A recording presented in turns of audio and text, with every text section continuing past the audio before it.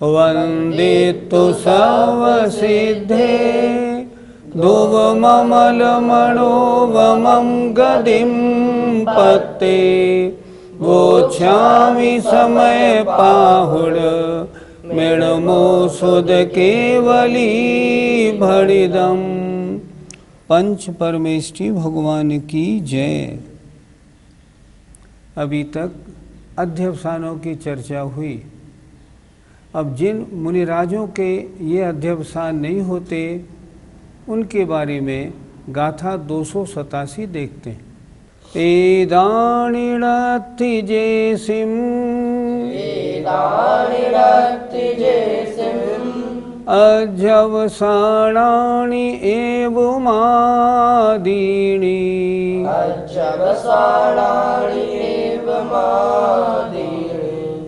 ते असुहेण सुहेणय कम्मेण मुनीण लिपन्ति।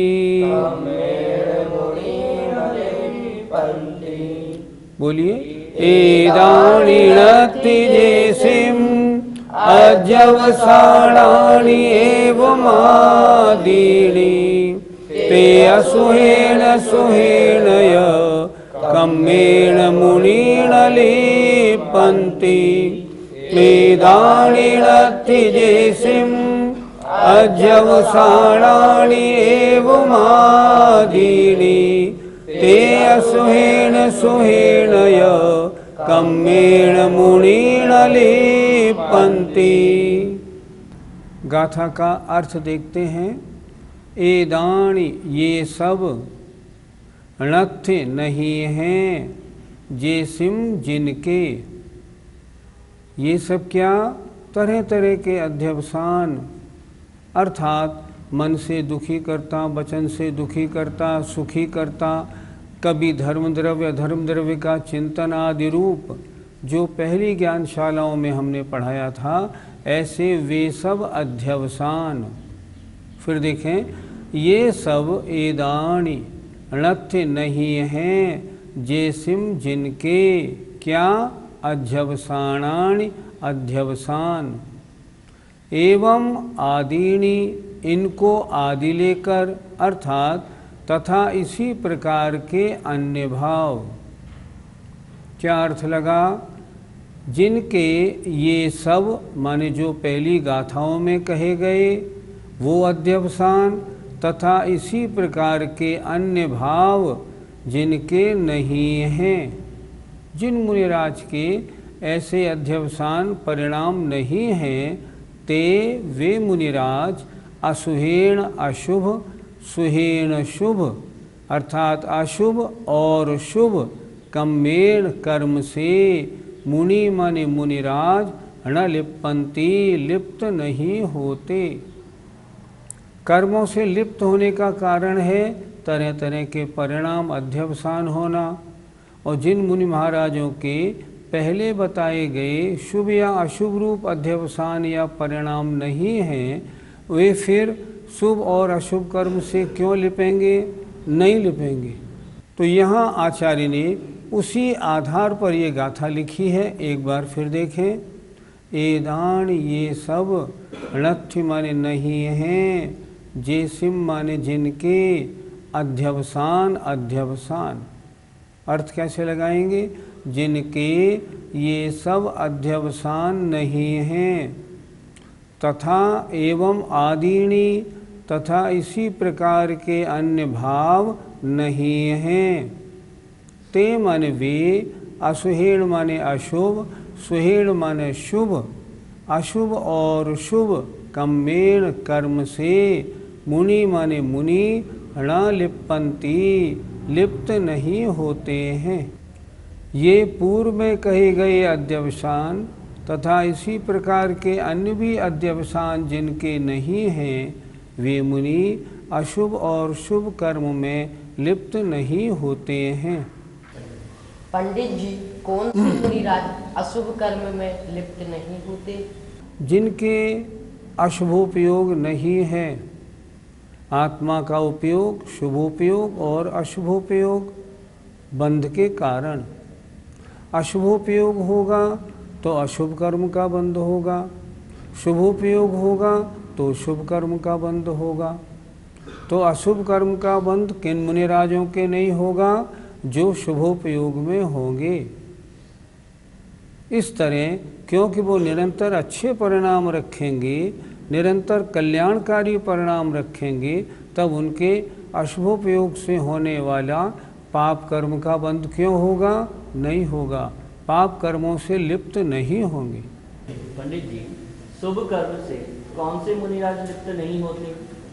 मैं अन्य को सुखी करता हूँ, मैं अन्य की रक्षा करता हूँ, अन्य को मरने से बचाता हूँ, मैं अपने व्रतों का पालन करता हूँ।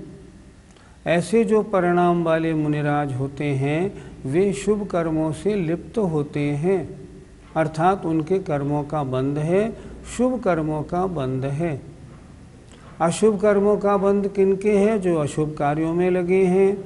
शुभ कर्मों का बंध उन मुनिराज के हैं जो शुभ कार्यों में लगे हुए हैं। दो ही तरह के तो कर्म होते हैं, और वर्तमान में मुनि महाराज 24 घंटे में देखा जाए तो उनके अशुभोपयोग अशुभ कर्म तो होता ही नहीं। पांचों पाप से रहित हैं, 28 मूल गुणों के धारी हैं, पाप कर्म का दूर दूर तक कुछ भी काम नहीं। निरंतर उनकी प्रवृत्ति शुभ रूप होती है। लेकिन शुभ रूप प्रवृत्ति में जब वे सामायिक आदि में बैठते हैं या आत्मचिंतन में बैठते हैं और आत्मचिंतन में डूब जाते हैं, उस समय उनके शुद्धोपयोग रूप परिणाम होते हैं। तो जब अशुभ परिणाम तो अशुभ रूप, और जब शुभ परिणाम तो शुभ रूप, शुभ कर्म का बंध। पंडित जी, कर्मबंध से रहित मुनिराज कैसे होते हैं? हम इस प्रश्न को ऐसे भी पूछ सकते हैं कि मुनि महाराज निरंतर शुभ कार्यों में लगे रहते हैं, तो वे शुभ कर्मों के बंध से रहित कब होते हैं? जब सामायिक आदि के काल में या ध्यान आदि के काल में वे मुनि महाराज शुभ और अशुभ दोनों परिणामों से रहित हो जाते हैं। न कषाय की तीव्रता न कषाय की मंदता, दोनों से रहित हो जाते हैं। और जब आत्मा की ओर उनकी दृष्टि केंद्रित हो जाती है, उस समय वे न शुभ बंद करते हैं न अशुभ बंद करते हैं। आज की गाथा में यही तो लिखा है कि जब अध्यवसान नहीं रहते तब मुनि महाराज कर्मों से लिप्त नहीं होते। पंडित जी, क्या वर्तमान में श्रावक और मुनि महाराजों के शुद्धोपयोग संभव है? शुद्धोपयोग ध्यान की एकाग्रता का काम है। वर्तमान में हम पंचम काल में जितने भी गृहस्थी हैं या श्रावक हैं, उनके मन की एकाग्रता नहीं बनती। विभिन्न आचार्यों ने तो यहाँ तक लिखा है, बांझ के पुत्र हो सकता है, सूर्य पश्चिम से उदय हो सकता है, पर गृहस्थी में ध्यान नहीं होता। क्यों नहीं होता? गृहस्थी जब भी ध्यान करने बैठता है, उसके दिमाग में सैकड़ों संकल्प विकल्प कूदने लगते हैं। मैं सभी श्रोताओं से पूछता हूँ, आप सभी श्रोतागण नमोकार मंत्र की जाप देते हैं? अच्छा, सही सही बताना, 108 बार की जाप में आपका मन कितनी बार नमोकार मंत्र में लगता है और कितनी बार कूद कूद के बाहर जाता है? सही सही बताना। क्यों? ये अब आपके अपने आत्महित की बात है। उत्तर मिलेगा यदा कदा, यदा कदा लगता है, नहीं तो बाहर ही घूमता है। हम श्रावकों के या गृहस्थियों के इतने काम, इतने विकल्प रहते हैं, पूछो नहीं, कि जरा समय मिला तो उसी में उलझ जाते हैं। तो हमें कैसे शुद्धोपयोग हो? कभी संभव नहीं। गृहस्थों के तो संभव ही नहीं, न चौथे काल में कभी हुआ, न आज होगा, न कभी होगा, कभी संभव नहीं। हाँ, जो मुनिराज हैं, समस्त परिग्रह से रहित हैं, भावलिंगी साधु हैं, बहिरंग कार्यों में उलझे हुए नहीं हैं। मैं क्या कह रहा हूँ? बहिरंग कार्यों में उलझे हुए नहीं हैं, क्योंकि बहिरंग कार्य में उलझे हैं तो संकल्प विकल्प लगे रहते हैं। गुणस्थान छठा सातवां नहीं, जिन्हें क्या करना है, कुछ नहीं करना। जो अपने आत्म कल्याण के लिए मुनि बने हैं, ऐसे जो मुनि महाराज हैं, जिनके रंच मात्र भी अन्य पदार्थ का संकल्प विकल्प नहीं रहता, समझो वो कभी यदा कदा शुद्धोपयोग में पहुंचते हैं, नहीं तो उनके शुभोपयोग बना रहता है।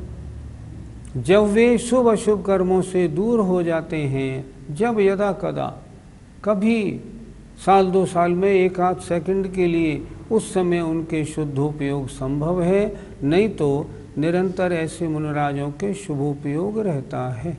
पंडित जी, वर्तमान में जो त्यागी व्रती मुनि आदि दिखते हैं, क्या इनको कभी शुद्धोपयोग होता होगा? आपने बड़ा अजब प्रश्न पूछा। शुद्धोपयोग कब हुआ और कब नहीं हुआ, ये ना उनको मालूम पड़ता है, ना अन्य को मालूम पड़ता है, किसी को मालूम नहीं पड़ता। लेकिन सबसे पहले व्यवहार सम्यक दर्शन ज्ञान चारित्र होता है। जिन मुनिराजों के या जिन श्रावकों के व्यवहार सम्यक दर्शन ज्ञान चारित्र का पालन बिल्कुल सही ढंग से होता है, ऐसे मुनिराजों को यदा कदा कभी ध्यानावस्था में शुद्धोपयोग संभव है। पर ऐसे साधु वर्तमान में दिखते कहाँ हैं? वर्तमान के साधु तो अधिकांश सब बहिर्मुखी दिखाई पड़ते हैं। मैं निंदा नहीं कर रहा, मैं बता रहा हूँ। अधिकांश बहिर्मुखी सब और कार्यों में उलझे हैं। ऐसे जीवों के शुद्धोपयोग की संभावना कैसे बनेगी? देखो समय सारकार महाराज क्या कह रहे हैं। वो कह रहे हैं शुभ अशुभ विकल्पों से हटोगे तब शुद्धोपयोग होगा, और जब शुभ अशुभ उपयोगों में ही लगे रहोगे शुद्धोपयोग का कोई चांस नहीं। इसलिए वर्तमान में किन्हीं 2-4 के होता हो यदा कदा तो बड़ी बात है, बाकी संभव नहीं। लगता तो यही है, पर ऐसा भी नहीं मानना कि चारित्र के या व्यवहार सम्यक दर्शन चारित्र के धारक आगम के अनुसार चर्या वाले मुनिराजों का अभाव है, ऐसा भी नहीं मानना। वे बिरले हैं, पंचम काल के शुरू से आखिर तक होंगे ज़रूर, लेकिन बिरले हैं। ज्ञानी क्या करता है? ज्ञानी उनको देखता है और जैसे होते हैं वैसी अपनी भावनाएं बनाता है। गाथा 287 का पद्यानुवाद। ऐसे अनेक विध अध्यवसाय छोड़े, निराग भाव धर के मन को मरोड़े। ज्ञानी मुनीश्वर शुभाशुभ रेणियों से, होते नहीं मलिन शोभित हो गुणों से। क्या लिखा, कितना सुंदर पद्यानुवाद है आचार्य श्री का। ऐसे अनेक प्रकार के अध्यवसानों को जिन्होंने छोड़ा है और राग रहित भाव धर के अपने मन को मरोड़ा है, कंट्रोल किया है, ऐसे जो ज्ञानी मुनिराज हैं, ये शुभ और अशुभ रेणियों से मतलब कर्मों से, कर्म परमाणुओं से, कर्म बरगणाओं से मलिन नहीं होते, बल्कि गुणों से सुशोभित तो होते हैं। ऐसे मुनिराजों को हमारा बारंबार प्रणाम है। आइए गाथा 288 देखते हैं। जा संकल्प वियपो, जा संकल्प वियपो, ताकम्मं कुणदि असुह सुह जनयम्, ताकम्मं कुणदि असुह सुह जनयम्, अपसरुवारिद्धि, अपसरुवारिद्धि, जावण हिये परिफुरई, जावण हिये परिफुरई।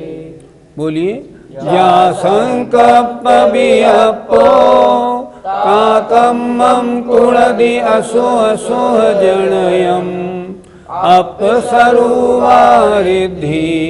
जावण हिये परिफुरई जा संकल्प वियपो काकम्मं कुणदि असोह जनयम् अपसरुवारिद्धि जावण हिये परिफुरई। जा जब तक संकल्प वियपो संकल्प विकल्प करता है, ता तब तक कम्मम कर्मों को करता है, अशुभ शुभ जनयम शुभ और अशुभ जाति के। संकल्प विकल्प शुभ है तो शुभ जाति के कर्मों का, और अशुभ है तब अशुभ जाति के कर्मों का।